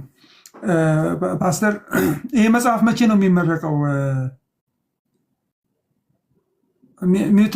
ሚዩት ላይ ነው ያለው መሰለኝ ፓስተር። ቆይ እንትን ልበለልህ። አሁንስ? እሺ ቀጥል። መቼ ነው የሚመረቀው መጽሐፉ ፓስተር? በእኛ አቆጣጠር ሰኔ 8 አይ ቲንክ በእናንተ ጁን 15 መሰለኝ የሚሆነው። ምን ቀን ነው? እሁድ ከሰዓት በኋላ ነው። የት ነው ቦታው? ማስታወቂያ ይወጣል ግን እንደው አሁን ላሉት ይወጣል። ሞስት አድዋ መታሰቢያ ነው የምናስበው። እሱ ካልተሳካ ስካይላይት ነው የምናደርገው። እሺ ማን እንዲያነበው ነው አስበህ ነው ፓስተር ጻፍከው? እንግዲህ አንዱ ያስቀመጥከው ነገር በአግባቡ ያልተፈታ በደል፣ ይሄ በውስጣችን ተበድለናል ብለን የምንለውን ነገር በአግባቡ ካልፈታ ነው፣ በአግባቡ አድሬስ ካላደረግ ነው ተሸፋፍኖ አልፎ ቀን ጠብቆ የሚያመጣው ኢፌክት እንግዲህ የተወሰነ ያክል እንትን ብለሃል። ኤሳውም ከያዕቆብ ጋር ነገሩን የፈቱት በሚመስል መንገድ፣ እንዲያውም ትልቅ ሪቫይቫል የተነሳ በሚመስል መንገድ እንደዛ ሆኗል። ያዕቆብ ሲመለስ ከላባ ቤት የሆነውን ነገር ጽፈሃል እሱንም እና ግን አልተፈታም። ስቲል እዛ ጋም ሌላ ማታለል ሆኖ አብሬ እሄዳለሁ ብሎ ተመልሶ እንደሄደ ያልተፈቱ ነገሮች ቆይተው ለሀገርም ለግለሰብም ለቤተክርስቲያንም ችግር ሲፈጥሩ ይታያሉ እና በቤተክርስቲያን ብዙ እንደዚህ አይነት መከራዎችን እንቀበላለን። ሳይፈታ ልዩነት ይመጣል። ከዛ ያ ልዩነት ሌላ ልዩነት ያመጣል። እንደዚህ አይነት ነገሮች እና አይ ቲንክ ወደ ኋላም በታሪክ በሪፎርሜሽንም ተካሂዶ ይህንን ነገር ማግኘት ይቻላል። ሃንድል ያላደረጉበት መንገድ ለብዙ ዘመን የቆየ እንትን ፈጥሮ መለያየት ፈጥሮ ያ ችግር አሁንም ድረስ ሲቆይታ ያለ እና ከመጽሐፍ ውስጥ ትንሽ አንድ እንትን ላንብብ እንደ ቅምሻ እና መግቢያው ላይ ነው፣ ብዙ አልገባ ሰዎች መጽሐፍ እንዲያነቡ። ገጽ 14 ላይ እንደዚህ ይላል። ሌሎች ነገሮችን ይዘረዝርና ስለሆነም የዚህ መጽሐፍ ዓላማ ሁሉም ራሱን በእግዚአብሔር ቃል በመመርመር በመመዘን እንዲሁም በእግዚአብሔር ፍርሃት ሆኖ መልካሙን እንዲያደርግ ክፉ ከማድረግ ልቡን እንዲመልስ ራሱንም በመመልከት እጆቹን አንጽቶ ወደ እግዚአብሔር እንዲያነሳ ከክፉ መንገዱ እንዲመለስ በፍቅር ለማሳሰብ ነው ይላል እና በዚህ ላይ ሁሉንም አጠቃልሃል። ሁሉም ሰው የሚለው እንደ ኢንስቲትዩሽንም እንደ ሀገርም እንደ ግለሰብም ሁላችንም አድሬስ የሚያደርግ ነገር ነው።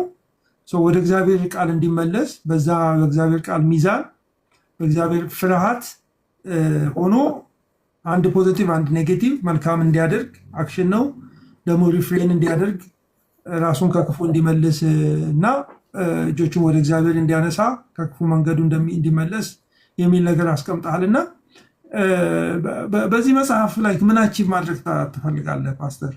ሰዎች ኢንስቲትዩሽኖች እንግዲህ ይህንን መልእክት እያገኙ ያሉ ይመስለኛል፣ ወደፊትም በሰፊው የሚያገኙ ይመስለኛል። ምንድን ነው የምጠብቀው? በነገራችን ላይ አስተያየት የሰጡ ሰዎች አሉ መጽሐፉ ላይ። እንዳውም አንዱ ሰው የሰላም ትምህርት ያስተምራል ዩኒቨርሲቲ ውስጥና እኔ እንደ ቴክስት ቡክ ላስቀምጠው እችላለሁ ነው ያለው። እኔ ምንድን ነው የሚለው እንግዲህ ሁለተኛ ኤዲሽን ምናምን ሲኖር ደግሞ ሊጨመርም ይችላል እና ግን በአጭሩ በቀል ቪሸስ ሳይክል ውስጥ ነው የሚከተን እና በቀል ያጠፋናል ነው። ሁለት አካል ነው የሚጎዳው። አንደኛ በቀል የተፈጸመበትም ይጎዳል እግዚአብሔር ቢደርስለትም ማለት ነው። ሁለተኛ በቀል አድራጊው ደግሞ ከናካቴው ይጠፋል እና ምናልባት ይጠፋል ያልኩት ካልገባችሁ ኤዶማውያን በተለይ በጣም ከባድ በቀል የፈጸሙት በ586 ቢሲ ላይ ነው።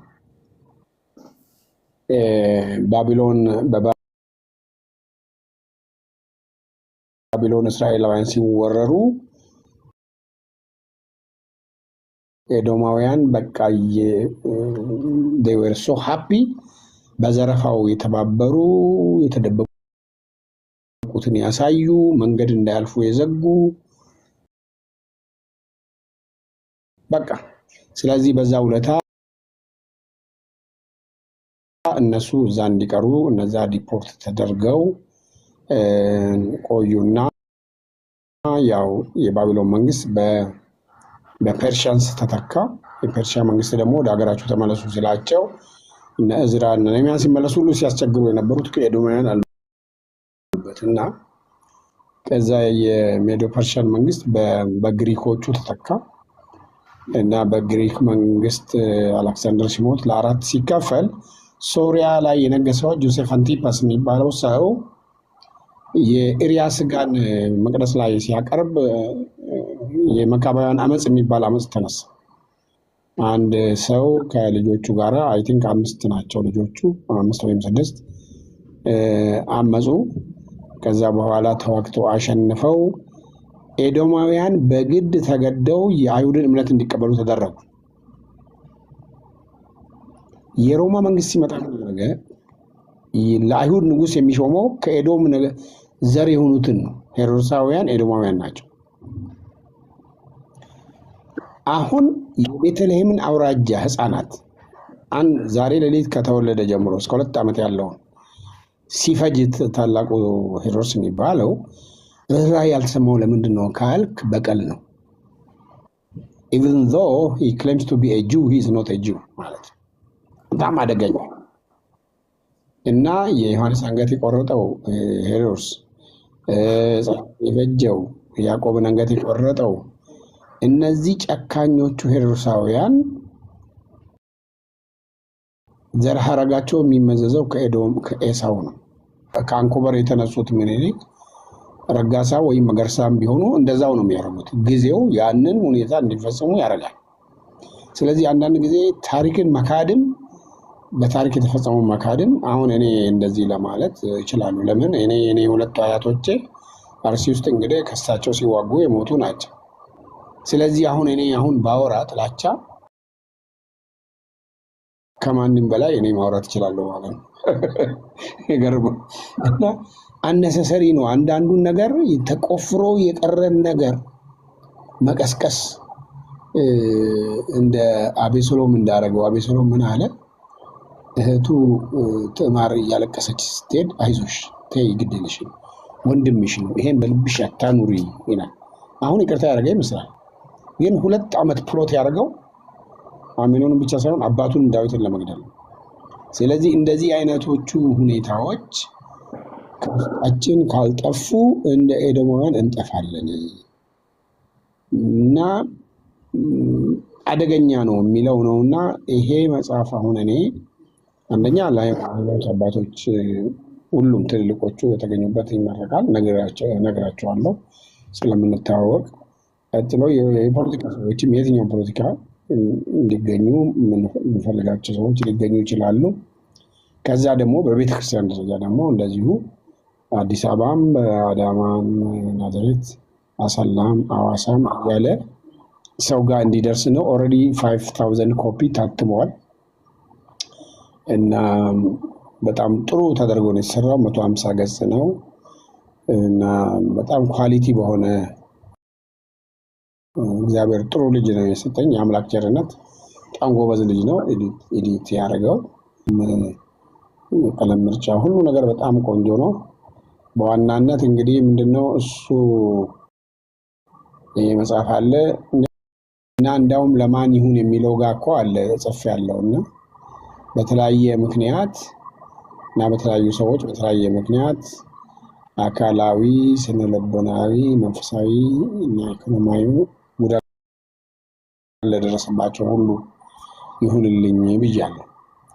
ስለዚህ እግዚአብሔር ይሄንን ቁስል መፈወሻ ቢያደርገው የኔ ጸሎት እሱ ነው ማለት ነው። እግዚአብሔር ይመስገን። እውነት ነው፣ አይቼዋለሁ እንደዛ ብለሃል እና ጌታ ኢየሱስ ይባርክ። እኔ እዚህ ጋር አንድ እንደው ማነሳው ሰዎች ሁሉ እንግዲህ ሰኔ 8 ነው አይደል? በአበሻ በእኛ ሰኔ 8 ከሰዓት በኋላ እሑድ ቀን እንደ አፍተርኑን ማለት ነው። እንግዲህ ሁሉን ግብዣው ለሁሉም ነው አይደል? ክፍት ነው ለሁሉም ነው። እንግዲህ አዳራሹ የበቃውን ያህል ከዛ በኋላ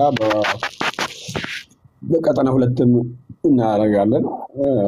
እንትን ካላለ ለእኛ አሁን ይሄ ለሁሉም ነው፣ ለኢቫንጀሊካልስ ብቻ ሳይሆን ለሁሉም ነው። በነገራችን ላይ አንብበውታል። እንዲያውም በዛ ቀን አንዱ አስተያየት እንዲሰጡ ወይም እንዲናገሩ እንትን ያልኳቸው አምባሳደር መሐመድ ድሪር ናቸው።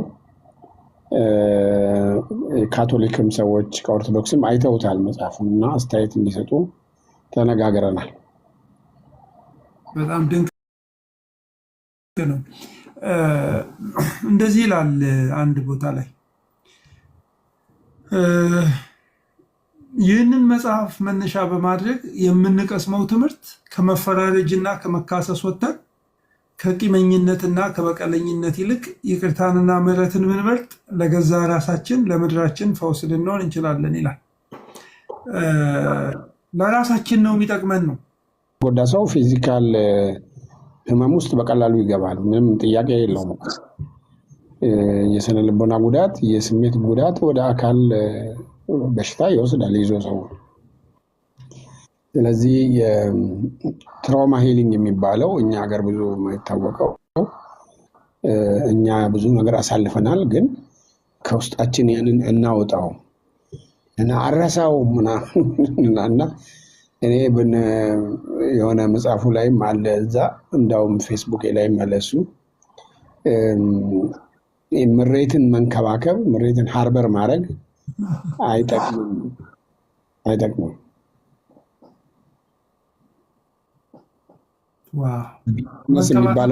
መንከባከብ የሚለው ወድጄዋለሁ ፓስተር። እና ቢተርነስ የሚባል ይወልዳል እሱ። ቢተርነስ ደግሞ ወዴት ይወስዳል? በቃ ትመረዛለህ፣ ትጠላለህ፣ ለበቀል ትዘጋጃለህ። እና ሰውየው እኮ እንዳውም ትዝ ላይለው ይችላል፣ አንተን መጉዳቱን ላያውቅም ይችላል። ሜይ ቢ ሂ ዳዝንት ኢቭን ኖው ዛት። እና አንተ እዚህ ትከነከናለህ። በቃ ትንሽ ለራስም ጭምር ነው ማለት ነው። ከምንም በላይ መጀመሪያ ለራስ።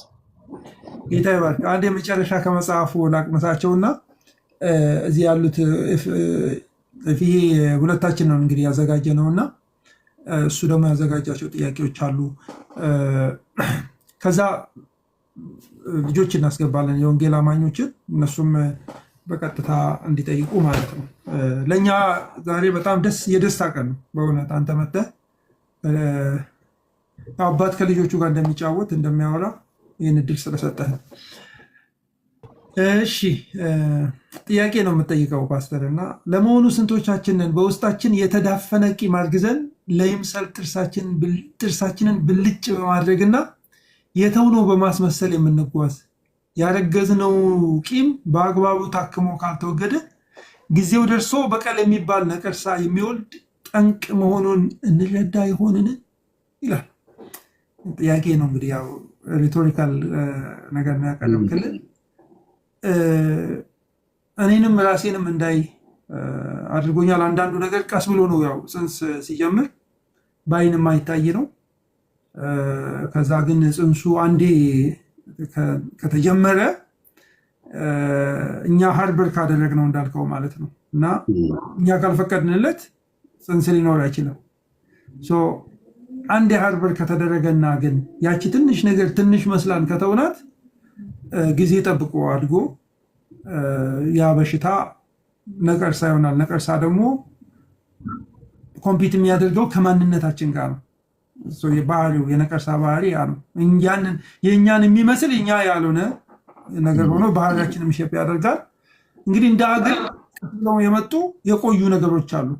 ሲጀመሩ በተለያየ በቃ በኮንቪኒየንስ በቃ ይመቻል፣ ይህንን ነገር ብናደርግ ለትግል ይመቻል ተብሎ የመጣ ግን ከኛ ጋር የቆየ ከመቆየቱ የተነሳ ደግሞ ላይሰንስ አውጥቶ እውነት የሆነ ማለት ነው እና እነዚህ ነገሮች እንደ ሀገርም እንደ ግለሰብም እንደ ቤተክርስቲያንም አንዳንድ ጥሎች ሲጀመሩ የዛሬ 50 ዓመት በጓደኞች መካከል የነበሩ ትንሽ ግጭቶች አሁን አድገው ኢንስቲቱሽናላይዝድ የሆኑ ችግሮች አሉና ይሄንን እንግዲህ እንደ ህዝብ ራሳችንን የምናይበት አንድ እሱ ነው። ያለፈውን የምናየው ለዛ ነው። ፕሮፌቲክ የሚሆነው ደግሞ አሁን ካላስተካከልን እነዚህ ነገሮች ደግሞ የበለጠ አድገው ሌላ ደረጃ እንደሚደርሱ የሚያሳይ ነውና ሰዎች ሁሉ ይህን መጽሐፍ በተከፈተ ልብ በሂዩሚሊቲ ዲፌንሲቭ ሳንሆን እግዚአብሔርን ቃል እንትን ያለ ነው። ሁለተኛ ደግሞ ታሪክንም አሁን ነባራዊ ሁኔታንም እንትን ያለ ነው። ያው ከአንተ ጋርም ስናወራ ደግሞ ፓስተር አሜሪካ ውስጥ ያለው አሁን ተርሞይል የበቀል ውጤት እንደሆነ በብዙ ትልልቅ ሚዲያዎችም እየተዘገበ ነው ያለው። አንዳንዶቹ የዛ አባል የነበሩ ሰዎች አሁን የሪግሬት እያደረጉ ያደርጋሉ ብለን የማናስባቸው ትልልቅ ጆርናሊስቶች እንትን እያደረጉ ነው በሚያስደነግጥ ሁኔታ እና ይሄ ቁጭ ብለን ሪፍሌክት ማድረግ የሚገባን ጊዜ እንደሆነ አምናለሁ። መናገርም ትችላለህ፣ ግን ለእነ ኤፍሬም ሰጥቼ እንትን እላለሁ። ምን የምትናገረው ካለ በዚህ ላይ ተናገር።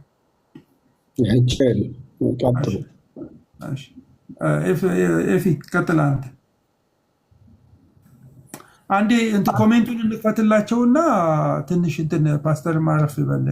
ፓስተር ካሜራን አጥፍተህ አረፍ ማለት ትችላለህ ትንሽ 5 ደቂቃ። ቀጥል ኤፊ። እሺ መጀመሪያ አጠር ያለ ጥያቄ ነው የምጠይቀው። ፓስተርዬ መጽሐፉ ሲሰራጭ ኦንላይን ከኢትዮጵያ ውጭ ለምንኖር ኦንላይን አቬይለብል ይሆናል ወይ? እሱን መጠየቅ እፈልጋለሁ። እንዴት ነው ስርጭቱ የሚሆነው? እሱ እየታሰበ ነው። አይ ቲንክ የሚሆን ይመስለኛል። እሱን እንዴት እንደምናደርገው የአምላክ ቸርነት እና ከሌሎች ያው በዚህ ጉዳይ ላይ እንትን ካላቸው ጋር ዲስከስ እያደረግን ነው። እሺ ቆንጆ። እንደዛ የሚደረግ ከሆነ ጥሩ ነው። እንደገና ደግሞ እንደ ጥያቄ ሳይሆን ሪኮመንዴሽን፣ ምርቃቱን ቅድም ነግረህናል ቦታ አድዋ ወይም ደግሞ ካልተሳካ ደግሞ በሆቴል ውስጥ እንደሚሆን ነግረህናል። ያው ማስታወቂያውን እንሰራዋለን። በጣም የሚገርም ሆቴል አለ አሁን አዲስ አበባ ስካይላይት የሚባል የኢትዮጵያ አየር መንገድ እንትን ነው። ኢት ኢዝ ኤክሰለንት፣ በጣም ኤክሰለንት ነው። አይ ቲንክ አድዋ የሚሳካ ይመስለኛል። ግን ካልሆነ ያው እኔ ፑሽ ማድረግ ስለማልወድ ነው እንጂ ይሳካል ያስባለሁ።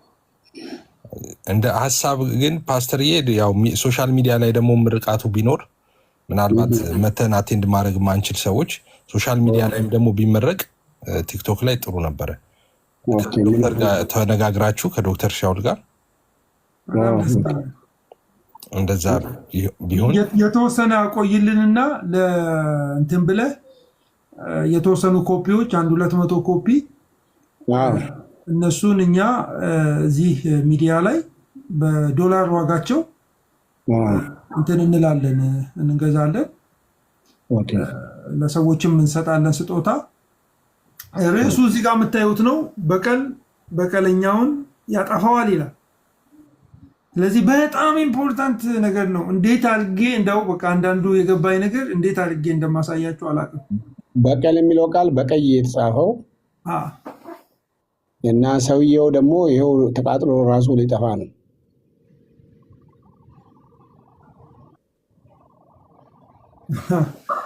ቀጥል ይፋ። እሺ እሱ በቃ እንደዛ ከሆነ ጥሩ ነው። እኛም እንግዲህ እድል እንዲደርሰን ማለት ነው። እንደዛ ምርቃቱ የሚመቻች ከሆነ ጥሩ ነው። ወደ ጥያቄ ሲገባ ፓስተርዬ ሶሻል ሚዲያ ላይ ያሉትን ስፒሪቹዋል አክቲቪቲዎች ትመለከታለህ ወይ? አይ ነው በጣም ብዙ ስራዎች አሉብህ። ትልቅ ህብረት ነው የምትመራው፣ ሌሎችም ጉዳዮች አሉ። ግን ሶሻል ሚዲያ ላይ ያሉ መንፈሳዊ አክቲቪቲዎችን ትመለከታለህ ወይ? ከተመለከትክ ደግሞ ምንድነው የወንጌላውያንን በተመለከተ የምትሰጠው አስተያየት? አካሄዱ ጥሩ ያልሆነው ጥሩ ጎኑና ካለው ጥሩ ጎን እንደገና ደግሞ መታረም አለበት የምትለው ደግሞ ምንድን ነው? ከዚህ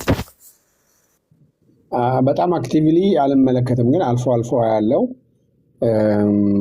አንዱ ምናልባት እኔ የምለው ምንድን ነው የእግዚአብሔር ቃል የሚለው ማንኛችሁም ክፉ ቃል ካፋችሁ አይውጣ ስለሚል ሶሻል ሚዲያ ላይም የእኛ ሰዎችም እንደሌሎቹ አንዳንድ ጊዜ በቃ ስሜት ውስጥ ገብተው ወደ መሳደብ ወደ መራገም ይሄዳሉ። ስለዚህ በተቻለ መጠን ራሳችንን ገዝተን ምሳሌ ሊሆን በሚችል መልክ ነው ሪአክት ማድረግ ሳይሆን ሪስፖንድ ማድረግ አለብን ብዬ ነው የማስበው። ለማይሆን ነገር አንዳንድ ጊዜ በጣም ከባድ ነው አይደል? አንዳንድ ጊዜ አላስፈላጊ ነርቬን ነካኝ ብሏል ሰውየውና የሚነካ ነገር ሲሆን ሰዎች ነንና አትሊስት የእግዚአብሔርን ጸጋ እየጠይቀን እነሱ አንዳንድ ሰዎች ጋር ምን እላለሁ እኔ ጥላቻን ያውቃሉ፣ ፍቅርን መቋቋም አይችሉም። እውነተኛ ፍቅር የኢንቴግሪቲ ኦፍ ላይፍ እና የምህረትን ራይን አይነት ነገር አንዳንድ እምነት ውስጥ ያሉ ሰዎች አይችሉትም። እሱ ነው እንትን የሚያደርጋቸው። ለምሳሌ እኔ ጌታን ለመቀበል በጣም የመጀመሪያ ትንሽ ሾክ ያደረገኝ ነገር ምንድን ነው? በጣም ኃይለኛ የነበረ ስሙ በላቸው ነው። አሁን እንኳን ሳሙኤል ብሎ ቀይረዋል። በላቸው ጌታውን የሚባል ጓደኛ ነበረኝ እና መጨረሻ ኃይለኞች ናቸው። እና እኔ እሱ ከሜዳ ውጭ ስለማልችለው ተንኮል የምሰራው እሱ ላይ እኔ ኳስ ሜዳ ስንጫወት ማለት ነው። እና አንድ ቀን ፋውል አልኩና እንደዚህ እግሬን ታኮ አድርጌ እመታለሁ ብሎ ከዛ ሌላ ጊዜ ቢሆን ሊመታኝ ነው የሚሮጠው፣ ግን ዳኛ ስላለ ነው እንደዛ ማረገው። እና ያለታ ግን ምን አለ ፈገግ ብሎ ጌታ ይባርክ አለኝ። እኔ ጌታ ይባርክ የሚለው አልገባኝም፣ በእርግጥ እንደ ስላልነበር ግን ፈገግታው ገርሞኝ ከዛ እኔ ለእኔ ቡድን አምበል እጄን ምልክት ሰጥቼ ከሜዳ ወጣሁ። መጫወት አልቻልኩም።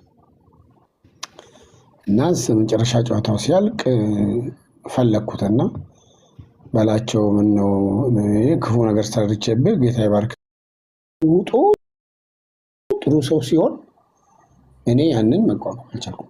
ማለት ተኮነንኩ በራሴ። እንዲያውም ምን አልኩት፣ በቃ እኔ ልክ አይደለሁም ምናምን ብዬ በቃ በጣም ተጸጸትኩ። እና አንዳንድ ጊዜ ክፉን በክፉ አትመልስ፣ ክፉን በመልካም አሸንፍ እንጂ ክፉን በክፉ አትመልስ የሚለው የእግዚአብሔር ቃል ለዚህ ነው። እና አንድ ምሳሌ ብቻ ልናገርና ቻይና ዋችማኒ ነው የትኛው መጽሐፍ ላይ እንደሆነ አላውቅም። አንድ ጊዜ ሁለት ገበሬዎች ማሳ ጎን ለጎን ነበራቸው። አንደኛው የውሃ ፓምፕ መሳቢያ ነበረው እና ማታ በቃ ሲሰራ ይቆይና ወደ ማሳው ፓምፕ አዙሮ ሲሄድ ያኛው ይመጣና